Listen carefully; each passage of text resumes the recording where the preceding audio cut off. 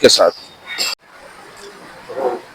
अभी देखा बरेली के सौहार्द को लेकर के, क्योंकि अभी शुक्रवार में यहाँ पर बरेली में दंगा हुआ था, कुछ लोगों से हमने बातचीत की। इस समय सुशील पाठक जी मौजूद हैं। सुशील पाठक जी से जानते हैं कि बरेली के बारे में और तौकीर रजा के बारे में, कि जो आए दिन भड़काऊ भाषण देते आते हैं और आए दिन विवादित बयान दिए हैं, क्या कहना चाहते हैं। सुशील पाठक जी जानना चाहेंगे किस तरीके। देखिए, इस समय शारदीय नवरात्रि चल रहे हैं। आप जानते हो हिंदुओं का एक पवित्र त्योहार है और विजयदशमी यानी दशहरा आने वाला है। इस मौके पर एक बरेली का आदतन अपराधी, जो बरेली को कई बार दंगों में झोंक चुका है, उसका नाम तौकीर रजा है, जो 1982 में पहली बार एक अपराध में जेल गया। उसके बाद 2010 में इसने एक मुस्लिम जुलूस था और उसमें इसने यही स्थिति पैदा की और उस समय थाना प्रेमनगर में अपराध संख्या 519 2010 धारा 143 148 149 436 307 332 336 427 152 295 153 IPC 7 क्रिमिनल एक्ट के तहत इस पर मुकदमा दर्ज हुआ और उस समय भी ये 2010 में जेल गया। मायावती का शासन था, परंतु कुछ लोगों ने इसकी जमानत करा दी। इसके बाद ये कई बार भड़काऊ भाषण देने में कभी योगी जी को गाली बकेगा, कभी मोदी जी को। ना तो ये संविधान को मानता है, ना न्यायपालिका को मानता है और ना चुनी हुई सरकार को मानता है। जब मर्जी हो जाम लगा दिया, जब मर्जी हो लोगों को बुला लिया, रोडों को जाम करा देना, कर्फ्यू लगवा देना, इस तरह की आदत बन गई थी। कुछ राजनीतिक संरक्षण प्राप्त था इसे, परंतु इस बार यथा राजा तथा प्रजा। राजा हमारा योगी आदित्यनाथ जी ने कथित संदेश दे दिया था कि ऐसा कोई भी व्यक्ति जो इस तरह की घटनाओं को करता है उसे छोड़ा ना जाए। यह बल मिला हमारे जिलाधिकारी और बरेली कप्तान को, दोनों ने मिलकर संयुक्त कार्रवाई की। मैं जिला प्रशासन को बधाई देता हूं कि उन्होंने निडर होकर ये कार्रवाई अमल में लाई। बरेली की जनता से एक ही निवेदन करूंगा, सौहार्द को बनाए रखो, आपस में मिलकर रहो। प्रशासन बहुत अच्छा है, निर्दोषों को कोई नहीं छुएगा, परंतु अगर आपस में लड़ाई की कोशिश करोगे या सौहार्द को बिगाड़ोगे तो प्रशासन आपको छोड़ेगा नहीं। ये सरकार बुलडोजर बाबा की है और उन्होंने स्पष्ट एक बात और कही है हमारे योगी आदित्यनाथ जी ने कि सही समय है बुराई का अंत, यानी रावण का दशहरे पे अंत होता है। रावण रूपी तौकीर रजा इस समय जेल में गया है, उसके बुराइयों का अंत होना बहुत जरूरी था। उस पर ऐसी कार्रवाई हो जो एक नजीर बन जाए और हम सब आपस में मिलकर रहे, बरेली पुनः अमन की तरफ लौटे, ऐसा हमारा भगवान से भी प्रार्थना है और आपस में सबसे मिलकर चले, ऐसे लोगों से अपील भी है। जैसे कि इस बार सुना है कि बरेली में जो है हर मस्जिद पर 100 लोगों को इकट्ठे करने की योजना थी और जिस तरीके से पुलिस को हथियार बरामद हुए हैं और बोतल में पेट्रोल जो है बरामद हुआ है, ये जिसे पेट्रोल बम भी कहा जाता है, क्या बहुत बड़ा दंगा कराने की रणनीति थी क्या? देखिए, आप एक बात समझ लीजिए, मंदिर में जैसे आप आए हो, ये आए हैं, सब आए हैं, यहाँ क्या पूजा करने आए हो ना? पूजा करने में हथियार की क्या जरूरत? जब मस्जिद में शुक्रवार को नमाज पढ़ने गए तो पेट्रोल बम, तमंचा, गोली बारूद, ये सब क्या जरूरत थी? मैं तो एक बात और कहूंगा, मीडिया चैनलों में कई जगह चल रहा है कि पुलिस ने लाठीचार्ज की। नहीं भैया, ऐसा नहीं था।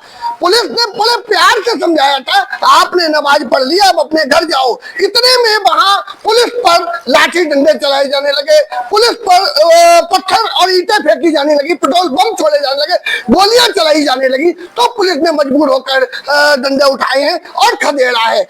इस तरह से आप समझ लीजिए पूर्व नियोजित तरीका था इस बार दंगा भड़काने को, बरेली को झुलसाने को, बरेली के अमन को, प्रजा को बिगाड़ने की।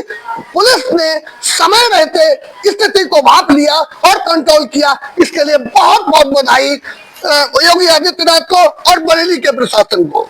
इस बार जैसे कि जानकारी में आया कि और अन्य जिलों से भी लोग बरेली में बुलाए गए थे ताकि यहाँ पर दंगा हो सके, और जो तौकीर रजा के करीबी हैं उन्होंने कुछ दिन पहले पुलिस को धमकी भी दी थी, हाथ काटने तक की बात कही थी। आप समझिए, इसका एक गुर्गा है जिसका नाम है नफीस, डॉक्टर नफीस, वो सीधे इंस्पेक्टर किला को हाथ काटने की धमकी देता है। आप सोचिए कानून को किस तरह से हाथ में लेते हैं। और इसको मुझे मालूम है कि प्रशासन और मीडिया के माध्यम से पता चला है कि मुरादाबाद, रामपुर, शाहजहांपुर, पीलीभीत से कुछ इसके अनुयायी आए थे जिन्होंने इस दंगे में दंगा करने की कोशिश की। प्रशासन को चिन्हित सब कर लिया है, वीडियोग्राफी और फोटोग्राफी के माध्यम से लोग आ रहे हैं निगाह में।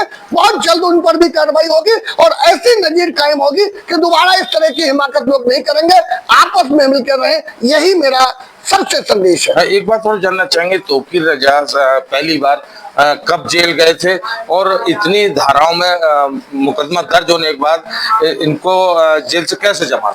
देखिए, सबसे पहले 1982 में जेल गया, उसके बाद 2010 में जेल गया, और 2010 में आपको मैं बताऊं, किसी भी व्यक्ति का नाम लेना उचित नहीं है। वो इस संवैधानिक पदों पर बैठे हैं जिन्होंने इनका मदद की और जिस वजह से इन्हें जमानत मिल गई।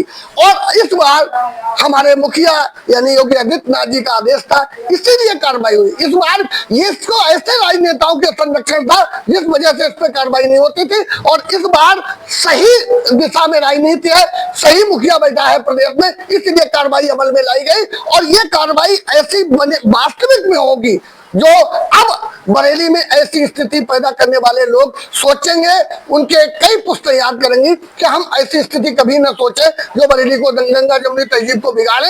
अमन की बरेली है, अमन से रहना चाहिए। हम सब लोग एक थे, एक बनकर रहना चाहिए। इस बार माना जा रहा है कि जो तौकीर रजा जेल गए हैं, पहले जरूर जमानत जाए, लेकिन इस बार ऐसी धाराओं में गए कि जल्दी बाहर नहीं आ पाएंगे। आना भी नहीं चाहिए। आप समझ लीजिए, इसलिए स्थिति ऐसी बनाई है।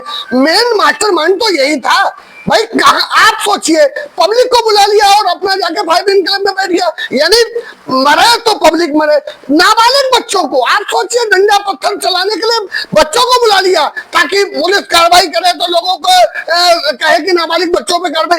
इस तरह से ये हमेशा करता चला आया, नाबालिग बच्चों को ढाल बनाता था और स्वयं कार्य करता था। इस बार वास्तविक में पर उचित सही समय पर सही कार्रवाई हो रही है, इससे पब्लिक बहुत खुश है। बरेली के हिंदू मुस्लिम दोनों संप्रदाय के लोग खुश हैं। ये ऐसी कार्रवाई होनी चाहिए जो इस बार हुई है। बरेली की जनता से क्या अपील करना चाहेंगे, क्योंकि ये गंगा जमुनी जो है यहाँ पर बरेली में एक दूसरे से मिलकर रहते हैं, एक दूसरे के त्योहार मनाते चले आए हैं, क्या कहना चाहेंगे जनता? देखिए, बरेली नाथ नगरी है, बरेली पंडित राधेश्याम कथावाचक की नगरी है, बरेली आला हजरत की नगरी है। इसमें सब हमेशा मिलकर त्योहार मनाते चले आए हैं, सब मिलकर रहे आपस में। जैसे आज तक हम लोगों ने त्योहार मनाए, ऐसे ही हम मनाए। इस देश को आजादी में जितना योगदान पंडित राम प्रसाद बिस्मिल का था, उतना ही योगदान अशफाक उल्लाह खां का था। तो जिस तरह से देश की आजादी में दोनों ने मिलकर आजादी को दिलाया, इसी तरह से इस देश में रहने की आजादी हम सबको है। हम सब अपने त्योहार मनाएं, आपस में सौहार्द बनाए रखें, जिला प्रशासन का सहयोग करें। प्रशासन हमारे ही बच्चे हैं, कोई बाहर से नहीं, हमारे बीच आए हुए हैं, उनकी मदद करें। उचित समय पर उचित कार्रवाई हो रही है, इस सब को हम सहयोग करें, यही हमारी सबसे अपील है। बने रहिए हमारे साथ आर टाइम न्यूज में, और भी लोगों से बात करेंगे आगे, और भी आपको दिखाएंगे कि किस तरीके का बरेली में माहौल है। बरेली से Praveen Sharma, R Time news.